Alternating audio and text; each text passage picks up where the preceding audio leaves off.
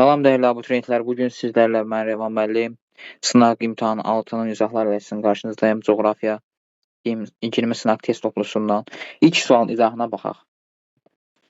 Deyir ki, xəritə sxemində rəqəmlər göstərilmiş əraziləri uyğun gələn təbii zonaları müəyyən edin. Yəni, burada xəritələrdə verilən rəqəmlər hansı təbii zonalarda yerləşdiyini biz müəyyən etməliyik. Deməli, biz burada 1-ə baxırıq. 1 əsasən, belə deyək, Aralıq dəniz sahillərinə, Aralıq dəniz iqlim subtropikin daha doğrusu Aralıq dəniz iqlim vilayətində yerləşir. Bunun da belə deyək, təbii zonası həmişəyaşıl çoxyarpaqlı meşə kolluqlardır. Yəni bizə burada 1-ə C variantı uyğun gələcək. 1-ə C-dir. Bax, burada da görürsünüz digər variantlar da 1C olanları seçirik. Sonra 2-yə baxaq. 2-də musson yağıntılarının məruz qaldığı ərazilərdir və bu musson rejimi olan ərazilərdə dəyişkən rütubətli meşələr, yəni musson meşələri burada formalaşır. Yəni 2-yə biz burada təbii ki, D-ni götürəcəyik. 2-də D. Bax, görürsünüz 2D olanlardan bu variantda getdi. 3-ə baxırıq. 3-də deməli mülayim kontinental iqlim qurşağıdır və burada onun təbii zonası da təbii ki, iynəyarpaqlı tayqa meşələri olacaq. Yəni burada 3-ə də biz A-nı əlavə eləyəcəyik, yəni 3-ə də A götürəcəyik. Burada 3A variantı olan fikir verin, D variantıdır. Bir də 4-də isə Pampa çöl zonasıdır. Əsasən bu da çöl zonasında yerləşən təbii zonadır. Bu da Cənubi Amerikada yerləşən çöl zonasına aid olan təbii zonadır. Deməli 1-ə C, 2-yə D, 3-ə isə A, 4-ə isə B variantı uyğun cavabdır. Düzgün cavab variantımız D variantı. İkinci suala nəzər yetirək. Deyir, Eyler-Venn diaqramına uyğun bəndləri müəyyən edin. Eyler-Venn diaqramına, yəni oxşar və fərqli xüsusiyyətləri biz ayırmalıyıq. Burada tundra qleyli verib, yəni subarktik iqlim qurşağında yerləşən tundra qleyli, qırmızı, sarı, ferrari torpaqlar isə ekvatorial iqlim qurşağında yerləşir. Ekvatorial. Deməli, subarktik və ekvatorial iqlim qurşağında yerləşən torpaq tipləridir. Bunların xüsusiyyətləri müəyyən edək. İfrat rütubətlənmə şəraitində yaranır. Burada fikir verin, ifrat rütubətlənmə şəraitində yaranır deyəndə biz tundra qleylini də götürəcəyik, qırmızı, sarı ferralit də götürəcəyik. Niyə? Çünki hər ikisi də rütubətlənmə birdən bərabər və birdən çoxdur. Tundra qleylidə günəşin az düşməsi ilə bağlı olaraq günəşin düşmə bucağı daha çox az olduğu üçün burada yağıntı da az, buxarlanma da az olur. Qırmızı, sarı ferralit olan, yəni ekvatorialda isə günəşin düşməsi ilə bağlı olaraq buxarlanma çox olur və nəticədə yağıntı çox yağır. Və ona görə də nə olur? Ona görə də belə deyək, rütubətli olur. Deməli, burada biz nəyi qeyd edəcəyik? Burada 1-ə ifrat rütubətlənmə, 3-ə qeyd edəcəyik. Həm tundra qleyli, həm də qırmızı, sarı ferralitə. Yəni bu 3-ə 1-i əlavə edəcəyik. Yəni 3-ə 1. Fikir verin, bax B variantı bizdə burada getdi. E variantı burada düzgün variant deyil. Sonra əsas iqlim qurşağında formalaşıb. Əsas iqlim qurşağı bilirik ki, ekvatorialdır. Burada, yəni subarktik keçid iqlimdir, ekvatorial isə əsasdır. Deməli, burada qırmızı, sarı ferralit torpaqlarının formalaşdığı iqlim əsasdır və bu 2-yə aid olacaq və 3-ə baxaq. Əsasən ot bitkiləri altında yaranır.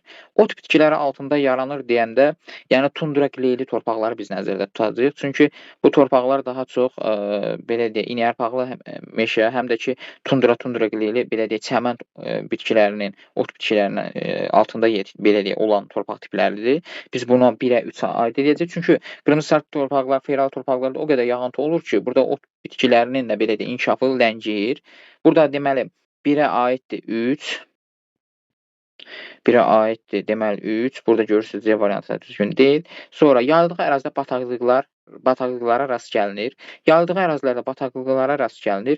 Təbii ki, burada ikisində də rast gəlinəcək. Tundra qleylidə iynəyarpaqlı meşə bataqlığı, həm də ki qırmızı, sarı ferralit ekvatorial ərazilərdə də bataqlıqlar mümkündür, yəni var. Yağıntının çoxluğu ilə əlaqədar. Burada da rütubətlənmənin çoxluğu ilə əlaqədar. Deməli, burada 3-ə aid olacaq 1, 4, bu variantda gedir. Sonra digərlərinə baxaq. Məsələn, deyir ki, keçid iqlim qurşağında yerləşir. Təbii ki, bu subarktikdə tundra qleyli yerləşəcək. 3-ə 5, 1-ə 5 daha doğrusu. Aqroiqlim ehtiyatı çox olan ərazilərdə yaranır. Aqroiqlim ehtiyatı daha çox ekvatorial tropik qurşaqda, işıqlama qurşağında olan ərazilərdə daha çoxdur və burada 2-ə də 6 olacaq. Deməli, 1-ə 3, 5, 2-ə 2, 6, 3-ə isə olacaq 1, 4. Burada düzgün cavab variantımız olacaq D variantı. Növbəti suala keçid edək. Strukturlu torpaqlar var, bir də struktursuz torpaqlar var. Strukturlu torpaqlar odur ki, yəni məhsuldarlıq baxımından, ondan sonra bütün xüsusiyyətləri daha yaxşıdır. Yəni struktur məhsuldar torpaqlar. Struktursuz isə yararsız torpaqlardır. Məhsuldarlığı daha az olan torpaqlar hesab olunacaq. Bax, burada biz bunu nəzər salsaq, biz görərik ki, burada strukturlu torpaqlardan elə biri, məsələn, qara torpaqlardır, strukturlu torpaqdır. Məsələn, sonra burada biz qəhvəyi meşə torpaqlarını götürə bilərik. Qonur meşə torpaqlarını götürə bilərik. Yəni burada strukturlu torpaq deyəndə məhsuldarlığı yüksək olan torpaqları götürün həmişə. Burada podzol torpaqları, tundra qley torpaqlar isə bunlar struktursuz torpaqlardır. Yəni bunlar daha çox donuşluq ərazilərdə yerləşən torpaq tipləridir. Bu da məhsuldarlığa heç bir xeyir vermir. Yəni məhsuldarlığı az olan torpaqlardır. Deməli, burada strukturlu torpaqlar 2, 3, 5, struktursuz torpaqlar isə podzal və tundra qleyli 1, 4. Burada düzgün cavab variantımız 3-də B variantı olacaq. 4-ə baxaq. İfrat rütubətlənmə şəraitində yaranan torpaq deməli, tiplərin müəyyən edin. Yəni, ifrat rütubətlənmə şəraiti olsun ki, bu torpaq tipləri yaransın. Deməli, daha çox yağıntının, yəni rütubətin çox olduğu ərazilər, bir ekvatorial boy ərazilərdir, bir də iki qütb ətrafı ərazilərdir.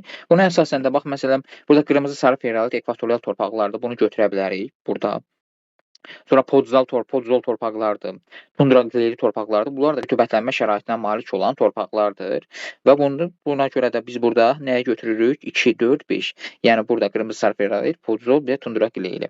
Burada düzgün cavab variantımız A variantı olacaq. Xəritə sxemdəki rəqəmlərə əsasən torpaq tiplərini müvafiq olaraq müəyyən edin. Burada yenə xəritə sxem verib, biz bunun torpaq tiplərini ümumiyyətlə neynəməliyik, müəyyən etməliyik. İndi baxaq, burada qara var, qırmızı qonur var, boz qonur var, qonur meşə torpaqları var ki, indi bunları biz burada müəyyən edəcəyik. Deməli, 1-ə baxaq. 1-ə bu Avstraliyanın şimal hissəsindədir. Bu bir Avstraliyanın şimal hissəsi əsasən subekvatorial iqlim qurşağında yerləşdiyi üçün bu daha çox subekvatorial iqlim qurşağında torpaq tipi qırmızı qonur torpaqdır. Yəni 1-ə biz burada qırmızı qonur torpağını götürəcəyik, çünki subekvatorialda yerləşir. Özə cənub subekvatorialda yerləşir. Bu bir nöqtəsi, yəni Avstraliyanın şimalı. Sonra deməli 1-ə B götürəcəyik. Sonra bax, fikir verək, bu variantlar demək olar ki, elə bir dənə variant qalır burada. Sonra 2-yə baxaq, variantımızı təsdiqləyək. 2-yə baxsaq, bu əsasən səhra iqlimi, tropikin səhra tipindədir. Burada əsasən iqlim, belə deyək də, quraqdır, kontinentaldır. Burada da, belə deyək, boz qonur torpaqlar olacaq təbii ki, burada. 2-də də C olacaq, 2-yə də C olacaq. 3-ə baxaq. 3-də əsasən, bax, bu ərazidir. 3-də biz daha çox, belə deyək, çöl zonalarını görürük.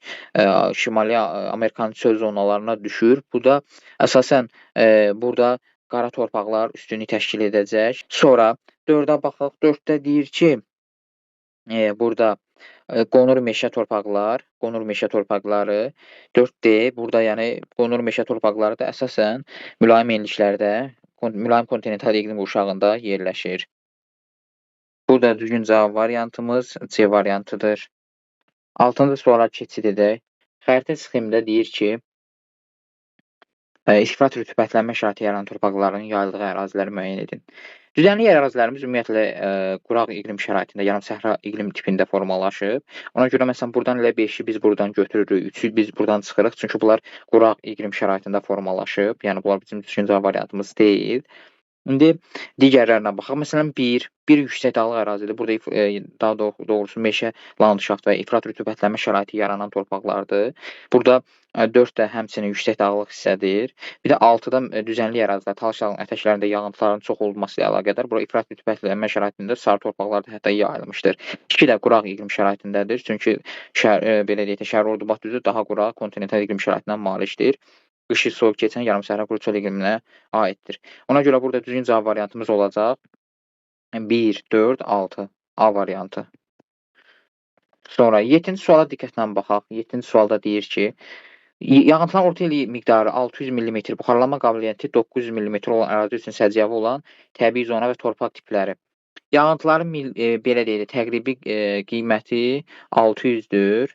Deməli, rütubətlənmə əmsalını tapanda bölürük 900-ə, 6-nı belə deyək 900-ə böləndə, 6-nı 900-ə böləndə, deməli, bölə bir dənə bunu 600-ü 900-ə böləndə 600 bölünsün 900 eləyir 0,6. 0,6 ümumiyyətlə rütbətlənmə əmsalıdır. İndi 0,6 rütbətlənmə əmsalı daha çox belə deyək də çöl zonalarında, meşə çöl zonalarında və şabaltı torpaqlar, qara torpaqların yayıldığı ərazilərdə üstünlük təşkil eləyir. Ona görə burada düzgün cavab variantımız olacaq Y variantı. Yəni rütbətlənmə əmsalı 0,6-ya bərabər olan ərazinin torpaqlarıdır. Sonra Böyük Qafqaz dağlarında soyuq iqlim tipi şəraitində formalaşan landşaft və torpaq tipini müəyyən edin. Ümumiyyətlə, soyuq iqlim tipində formalaşan Azərbaycan ərazisində subalp alt çəmənlikləridir. Dağ meşə torpaqları əsasən mülayim iqlim tipində, mülayim isti iqlim tipində formalaşıb Azərbaycanda. Ancaq məsələn Böyük Qafqaz dağlarında soyuq iqlim tipində daha çox subalp alt çəmənlikləri, çimli torflu dağ çəmən torpaqları burada formalaşmışdır. Yəni burada düzgün cavab variantımız A olacaq. 8A. 9-cu suala baxaq. Orta miqyaslı qlobusda Bakı şəhəri və ondan 180 azimutla yerləşən A məntəqəsi arasında məsafə bu qədərdir. A məntəqəsi üçün səciyyəvi əlamət. İlk olaraq gəlin A məntəqəsindən baxaq. Yəni harada olduğunu tapaq ilk olaraq. Orta miqyas, yəni 1 bölünsün 50 milyondur. 50 milyondur burada. 50 milyon. İndi burada 50 milyon deməli burada 5 0 siləndə təbii ki qalır 500, yəni 1 santimetrdə 500 kilometr. İndi 4,44 santimetrdə nə qədər olacaq bu məsafə? Yəni A ilə Bakı arasında məsafədən söhbət gedir. Eləyəcək burada nə qədər? X də bərabərdir 2220 kilometr. İndi bunun Bakı şəhəri 40 şimal enlikdə olduğu üçün 2220 kilometrdə dərəcə çevirəndə bölürsən, medianal istiqamətdə olduğu üçün 111-ə böləndə edir 20 dərəcə. İndi 40 şimal enliyindən 20 dərəcə cənuba gəlsən, 20 dərəcə şimal enliyi edəcək. İndi bu 20 dərəcəli şimal enliyə aid olan A məntəqəsinin əlamətlərini biz tapaq. İndi burada fikir verək. Deyir ki, əkinçilik dəmiyyət şəraitində aparılır. 20 dərəcəli şimal enlikləri əsasən tropik ətrafı ərazilərdir. Bakıdan cənub istiqamətə əsasən bu quraq iqlim şəraitində formalaşan ərazidir A məntəqəsi. Ona görə burada əkinçiliyə dəmiyyət şəraitində yox, suvarmada aparmaq daha düzgündür. Yəni bu birinci fikir səhv fikirdir. Sonra boz torpaqlar yayılmışdır. Bəli, səhra əraziləri yerləşdiyi üçün, Azərbaycan, yəni Bakı şəhərinin cənubda yerləşdiyi üçün və səhra ərazilər, quraq ərazilər yerləşdiyi üçün tropik iqlim qurşaqlarının təsirinə məruz qaldığı üçün burada boz torpaqlar formalaşa bilər. Sonra burada zəngin bitki örtüyü xeyr, zəngin bitki örtüyü yoxdur. Burada kasad bitki örtüyü var. Humid iqlim xeyr, humid yəni rütubətli iqlimdir. Arid iqlim olmalıdır burada, humidi yox. Çünki yenə deyirəm səhralıq ərazilərdir və bu Bakıdan 20 dərəcə cənubdadır. Sonra tropik səhralar bəli, landşaft vardır 2-5. Günəş zenitdə olur bəli. Çünki 23.5 şimal enliyin və ekvator arasında yerləşir. Burada da günəş zenitdə olur. Deməli 2, 5, 6 burada düzgün cavab variantımız olacaq D variantı. 10-cu suala biz nəzər salaq. 10-cu sualda deyir ki, hansı bənddə əsasən doğru sıranı müəyyən edin. Rütbətlənmə əmsalı var və onun deyir hansı doğrudursa onları qeyd edin. 0,2, yəni 0,1-ə, yəni 0-a yaxın bir rəqəmdir. Bu təbii ki, təbii zona olaraq səhralıqda formalaşacaq. Bunun torpağı da boz qonur, boz qonur torpaqlar olacaq. Bəli, bu doğrudur. Sonra 2-yə baxaq. 1.1 çöl. Xeyr, çöl zonası daha çox 0,5, 0,6 rütbətlənmə əmsalıdır. Yəni bu çöl zonasına uyğun deyil. Daha bu ifrat rütubətlidir. Yəni burada çöldə ifrat rütubətli olmur. Yəni burada 2 səhvdir ümumiyyətlə. Fikir verin, B variantımız 7. 3-ə baxaq. 1,2 meşə qonur. Meşə zonası da əsasən rütubətli olduğu üçün və meşə zonasında qonur meşələr rütubətli olduğu üçün burada 3 doğru variantdır.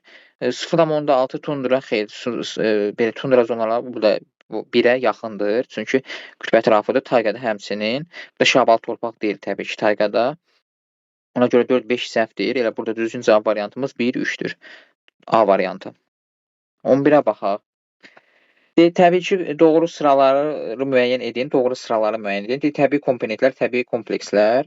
Burada indi bunların hansına aid olduğunu biz nə edəcəyik, müəyyən edəcəyik. Deməli, su. Su təbii ki, təbii komponentdir. Və bu, təbii komponent hər hansı bir təbii komponent, təbiətdə olan təbii komponent. Təbii komplekslər isə bir neçə komponentin birləşdiyi bir, sxemdir, bir, belə deyək, əlaqədir. İndi burada təbii komponent su ola bilər. Bəli, bu doğrudur. Yəni biz burada biri təbii ki, neyləyəcəyik? Götürəcəyik. 1 doğrudur. Vaxt var. A, C, Y variantlarından biri olacaq. Sonra 2-yə baxaq.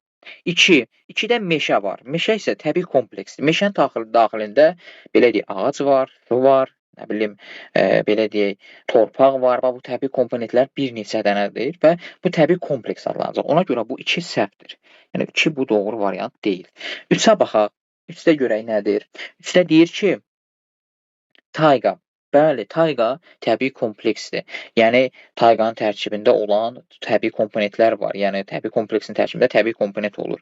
Bu yəni bir sistemdir. Yəni tək bir sistemin daxilində olan bir belə deyək, komponent deyil. Bu tayqa düzdür, təbii kompleksdir. Yəni bu 1, 3 bura daxildir. Bu 3 də daxildir. Yəni doğrudur, verilib. Ağac təbii komponentdir uşaqlar. Ona görə bu səhv fikirdir. Təbii kompleks yazıb. Süxur burada yenə süxur burada təbii komponentdir. Yenə burada təbii kompleks yazıb, bu da səhvdir. Yəni bunlar səhvdir. 6-ya baxaq. Deməli hava da bəli təbii komponentdir və təbii komponentin altında işarə qoyulub. Yenə deyirəm, bax təbii komponent bir komponentdir. Təbii kompleks isə o komponentlərin cəmidir. Yəni bir sistemdə birləşən komponentlərdir. Məsələn, meşədə nə var? Ağac var, su var, nə bilim hava var, torpaq var. Bax, bunların bir neçə komponent o təbii kompleksi yaradır. Demək, burada düzgün cavab variantımız C variantı olacaq. 12-ci suala fikir verək. Məntiqi ardıcıllığı deyir ki, müəyyən edin. Deyir, yəni bunlardan hansı uyğundur bu məntiqi ardıcılığa? Torpaq şoranlaşması var, qurun suların səviyyəsi var, kollektor drenaj, suvarma aparılması, qurun suların səviyyəsinin aşağı düşməsi. İndi gəlin baxaq. A-ya baxaq. 4. Suvarılma aparıldı. Birinci mərhələdə suvarılma aparıldı. 2. Qurun suların səviyyəsi artdı. Bəli, suvarılma aparılan zaman yeraltı suların da səviyyəsinin artması baş verir. Sonra 1. Torpaq şoranlaşır. Bəli, bu belə deyək, qurun suların səviyyəsi artır və buxarlanma baş verir. Səthə yaxın olur, buxarlanma baş verir və o torpaq artıq şoranlaşır. O buxarın tərkibində təbii ki, duz, şoran torpaqda qalır və torpaq şoranlaşmağa başlayır. 3. Kollektor drenaj şəbəkəsi yaradılır. Bundan sonra kollektor drenaj şəbəkəsi yaradılandan sonra yeraltı suların səviyyəsi nə olacaq? Yəni qurun suların səviyyəsi aşağı düşəcək. Deməli elə burada A variantı doğru variantdır. Suvarma aparılır, qurun suların səviyyəsi artır. Sonra yenidən torpaq şoranlaşır, sonra kollektor drenaj şəbəkələri yaradır, sonra isə qurun suların səviyyəsi aşağı düşür. Kollektor drenaj şəbəkələri yeraltı suların, sızıntı sularını bir yerə toplar və o kanal vasitəsilə dənizlərə və yaxud da ki, digər su obyektlərinə ötürülür. Burada düzgün cavab variantımız A-dır. 13-ə baxaq. 13-də deyir ki, coğrafi təbəqənin inkişafında antropogen mərhələ üçün səciyyəvidir. Burada belə deyək də, antropogen səviyyə əsasən insanların mövcud olduğu dövrlərdə baş verən proseslərdir. İndi burada biz bunları müəyyən etməliyik. Birinci baxaq, ətraf mühit antropogen təsirinin güclənməsi. Bəli, antropogen, yəni antropogen təsir formalaşandan sonra bu ətraf mühitə insanın təsiri çoxaldı. Yəni bu bariz nümunə kimi bunu götürə bilər. Yəni insan buna artıq ətraf mühitə belə deyək də təsir edirdi. Təsir dairəsi güclənirdi. Bu bir doğrudur. Yəni biri götürə bilərik burada. Deməli, sonra baxırıq buradan deməli 2-yə. Endogen proseslərin fəallığının artması. Endogen proseslərin fəallığı, yəni antropogen mərhələsi yox, ondan əvvəlki dövrlərə təsadüf eləyir ki, yer planetar inkişaf, biogendən əvvəlki dövrlərdə artıq bu proseslər baş vermişdi. Yəni 2 də bizim variant deyil. 3. Yer səthində kosmik təsirlərin güclənməsi. Yer səthinin kosmik təsirlərin güclənməsi bu da antropogen mərhələsinə aid deyil. Antropogendən əvvəlki biogenə qədərki mərhələlərə aiddir. Yəni bu da səhvdir, bu da səhv fikirdir. Və 4. İstixana effektləri. Bəli, insanların, yəni belə deyək də uşaqlar, burada insanların yaratdığı təsir, yəni insanların son dövrlərdə və bu insan yaranandan sonra yer kürəsinə necə təsir edibsə, ancaq mənfi belə deyək təsirlər daha çoxdur. Bax, onları biz götürəcəyik variant. Ətraf mühitə təsiri güclənir antropogenin, istixana effektləri yaranır, təbii landşaftların sahəsi azalır, artıq antropogen landşaft çoxalır.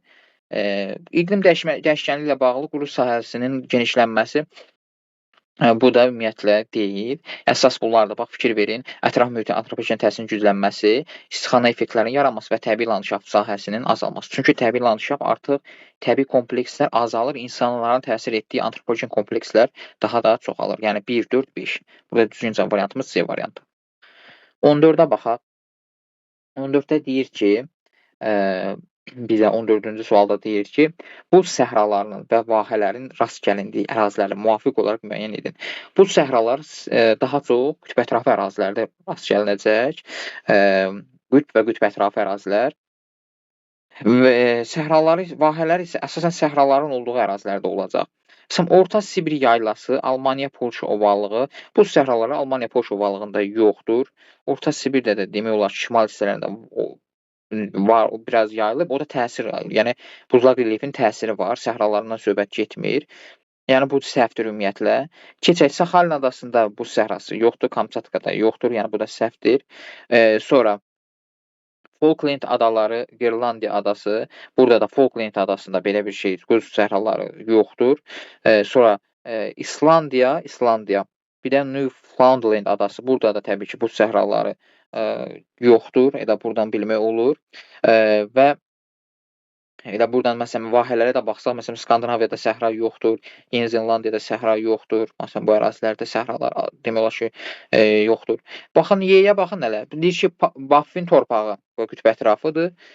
Şimali Amerikanın şimalıdır. Bir də Esmir, bu da Şimali Amerikanın şimalında yerləşən adalar qrupudur. Bunlar məsələn buzluqlarla örtülüb və buz səhraları var. Bəs vahələr varmı? İkinci variantda deyir Afrikanın şimalı, bəli, burada səhralardan ibarətdir. Səhralarda da vahələr var. Bir də Ərəbistan yarımadası tamamilə doğrudur. Burada düzgün cavab variantımız E variantı olacaq. 15-ci suala fikir verək. 15-ci sualda deyir ki, uyğunluğu müəyyən edin. 15-ci sualda.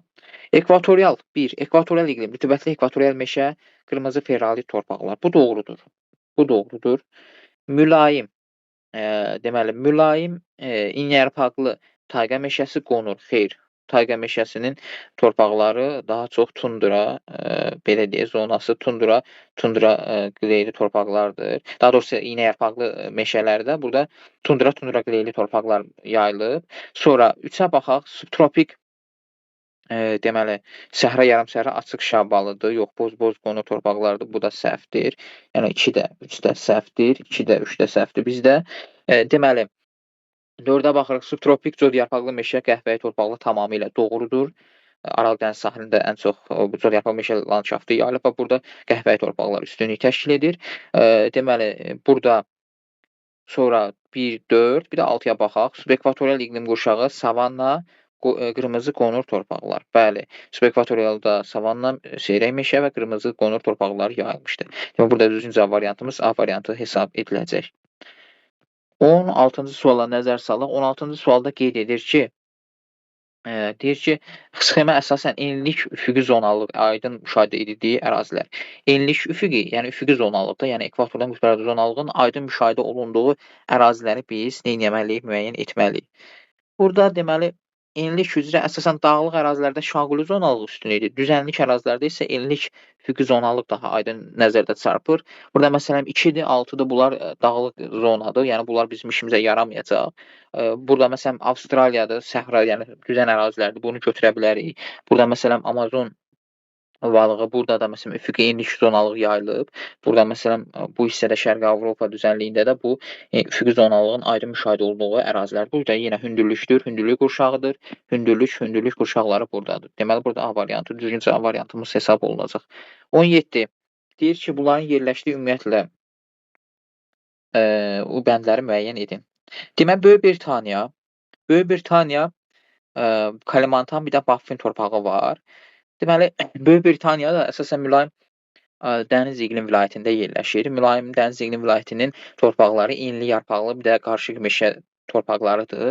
Yəni bura birə biz burada C-ni qeyd edəcəyik, birə C-ni qeyd edəcəyik. Kalimantan ekvatorial belə deyək, enliklərdə yerləşir. Burada rütubətli ekvatorial meşələr yerləşəcək. 2-yə A-nı biz qeyd edəcəyik. Yəni birə C, deməli 2-yə A, Sonra 3-ə də Baffin torpağı da B. Çünki Baffin torpağı Şimali Amerikanın şimalında yerləşən ərazidir və bu belə deyək tundra, meşə tundra zonasındadır. Bu da düzgün cavab variantı olacaq. Deməli 1-ə C, 2-ə A, 3-ə B. Düzgün cavab variantımız B variantı. 18-ci suala baxaq. Azərbaycan bitki örtüyünə aid olmayan fikri biz müəyyən edəcəyik. Bitki örtü hündürlük qurşaqlığına uyğun paylanmışdır. Bəli, bitki örtüyümüz hündürlük qurşağına aid belə deyək, uyğun formada paylanır.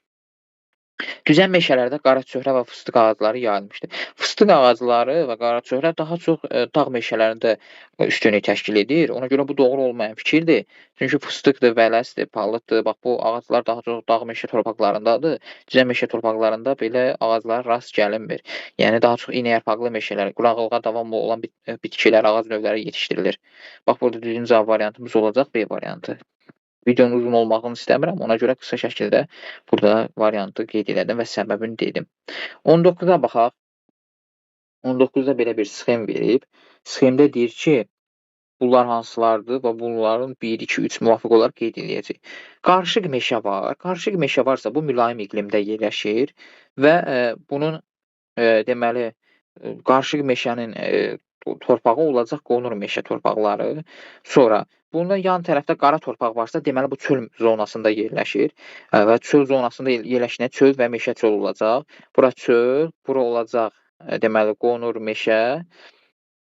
Sonra burada qara torpaq deyilir və burada Polşada yayılıb bu dediyimiz qonur meşə Polşada, qara torpaqlarda əsasən bax elə burada Qazaxıstan ərazisində də burada verib. Elə digər variantlara baxanda, bax bu B variantı səhvdir. Burada mülayimi biz götürəcəyik. Bu D səhvdir, E səhvdir.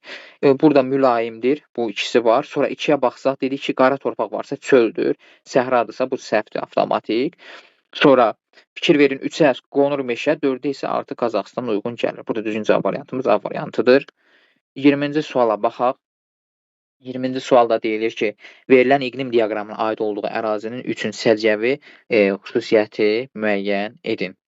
Deməli, bu ərazidə əsasən yay ayları fikir verirsiniz, A şəkilli temperatur var. Burada yəni şimal yarımkürəsində yerləşir bu məntəqə və yağıntıların da daha çox yay ayları olduğu müşahidə olunur və şimal yarımkürəsində və yağıntıların yay ayları müşahidə olunduğunu biz gördüyümüzdə, biz şimal yarımkürəsində yerləşən subekvatorial iqlim qurşağını biz yadımıza salırıq. Çünki temperatur da 20, 25, 28, 29 dərəcə arasıdır. Bu, məsələn, subekvatorial iqlim qurşağında yerləşir.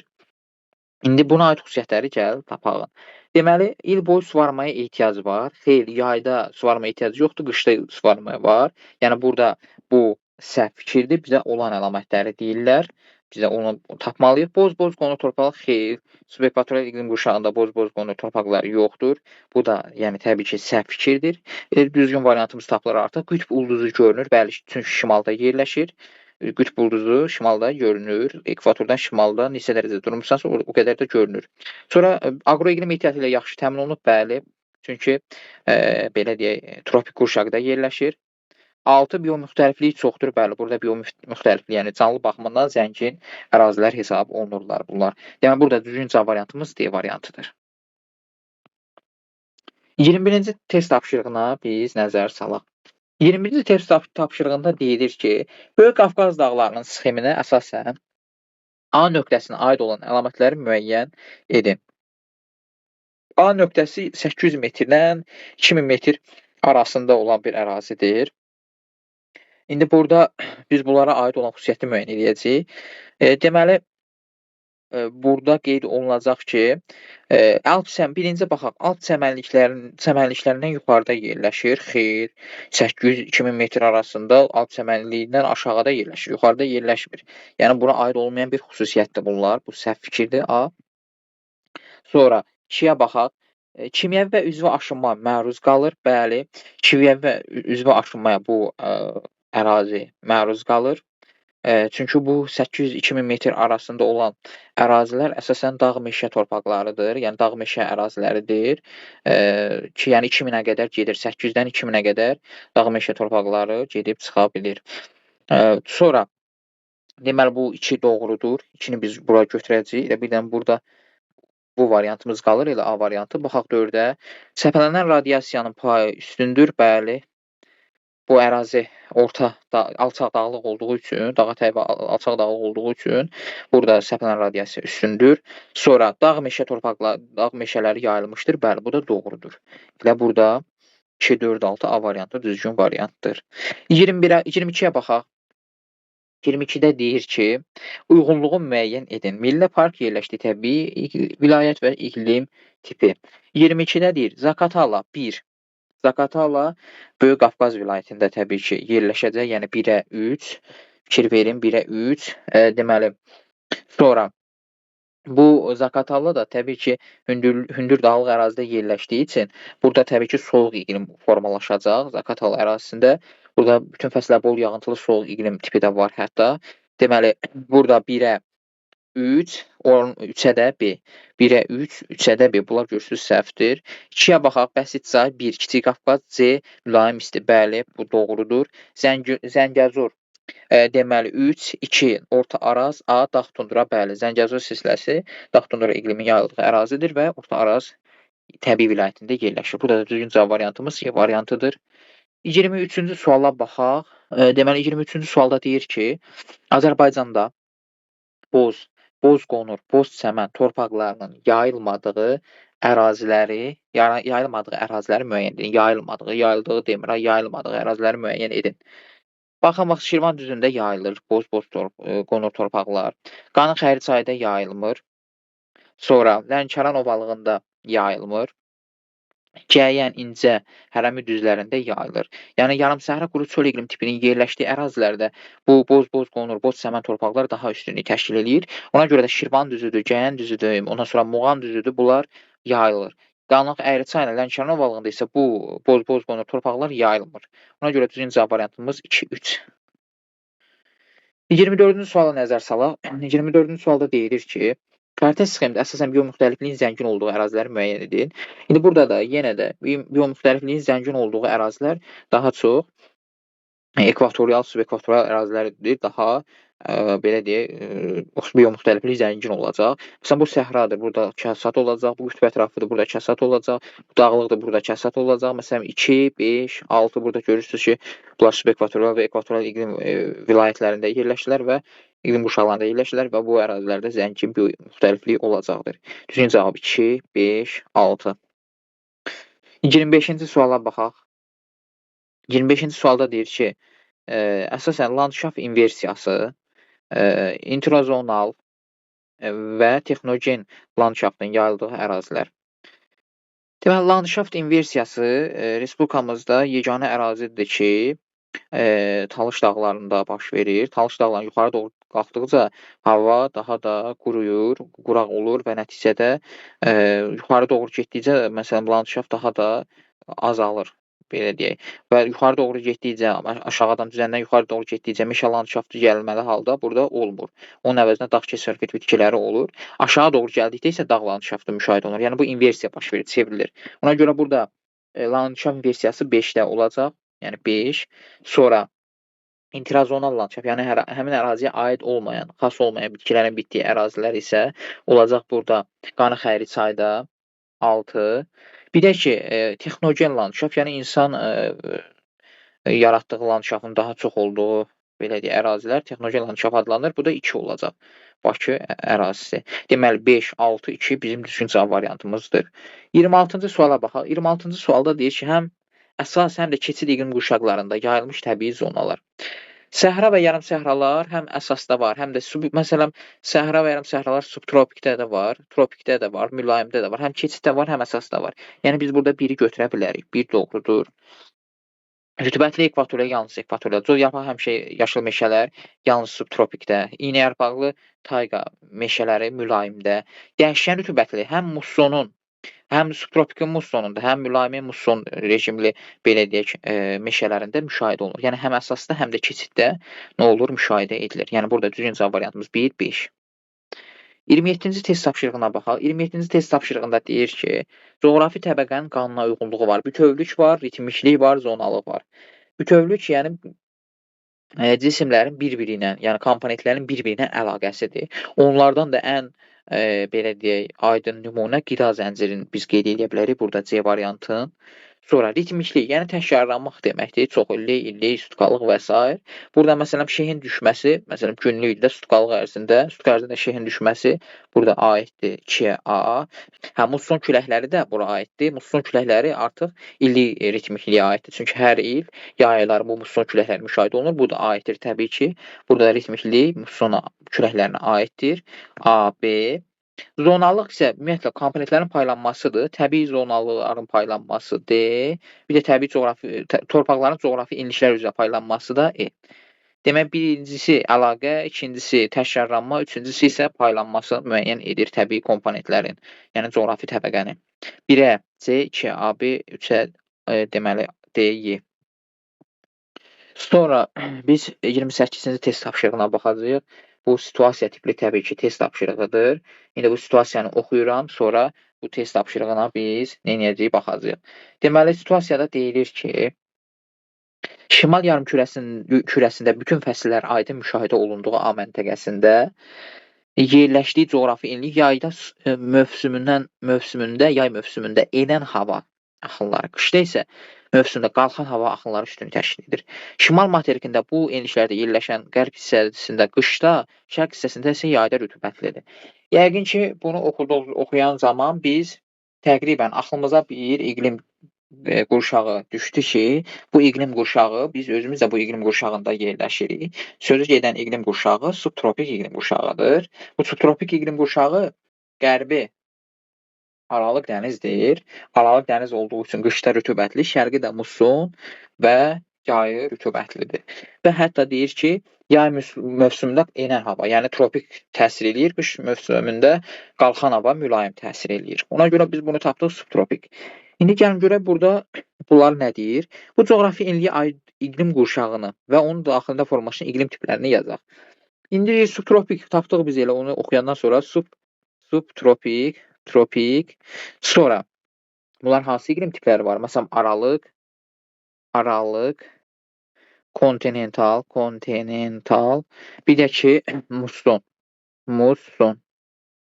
Ümumiyyətlə, iqlim tipləri var. Yəni, iqlim yarım tipləri var. Bu, iqlim qurşağıdır, subtropik. Onlarında aralıq, kontinental, musson. Bir də cənubda bərabər rütubətli iqlim tipləri vardır. Məsələn, iqlim tipinin ikisini yazmalısınız. Biz də üçün yazıq. Sonra, 29-cu suala baxaq. Bu, coğrafi enliyə aid olan iqlim, ümumiyyətlə, qurşağının formalaşdığı təbii zona və torpaq tiplərini müəyyən edin. Hər birinə aid ən azı 3 nümunə çəkin. Məsələn, bax, bu iqlim tipinin baxaq, məsələn, qərbində cod yarpaqlı meşədir, cod yarpaqlı. Torpaq tipi nədir? Cod yarpaqlı meşədə qonur, qəhvəyi torpaqlardır. Qonur və qəhvəyi torpaqlardır, qəhvəyi. Sonra, məsələn, biz qeyd edə bilərik burada cod yarpaqlı meşədən sonra, məsələn, təbii zonasından sonra səhra var, səhra və yarım səhralar var, səhra və yarım səhra. Səhra və yarım səhralarda da boz qonur torpaqlardır, boz qonur. Bax, bu torpaqlar yayılıb. Sonra şərqində musson var. Mussonda da ümumiyyətlə hansı təbii zona? Dəyişkən rütubətlidir təbii ki. Dəyişkən rütubətli. Burada nə olacaq? Qırmızı, sarı torpaqlar. Bax, bunları ən azı 3 belə nümunə qeyd etmək olar. Sonra 30-cu suala bax. Bu coğrafi enliyə aid iqlim qurşağının formalaşan təbii zonaların geniş yayıldığı belə deyək, kənd təsərrüfatı sahələrini müəyyən edin. Bax, bu ərazilərdə, məsələn, nələr daha çox inkişaf edib subtropik bu iqlim tiplərində? Məsələn, bax, sitrus meyvəçiliyi var, sonra, nə bilim, pambıqçılıq var, sonra çəltikçilik var, çəltikçilik, sonra taxılçılıq var, Bax, bu sahələr çoxdur. Nə bilim, qoyunçuluq var. Bax, heyvandarlıqdan, məsələn, qoyunçuluq daha çox orada, bu ərazilərdə yayılıb. Yəni, bax, bu iqlim qurşağında yerləşən əsas, məsələn, kənd təsərrüfatı sahələrinin bəziləri haqqında biz burada nə elədik, qeyd elədik.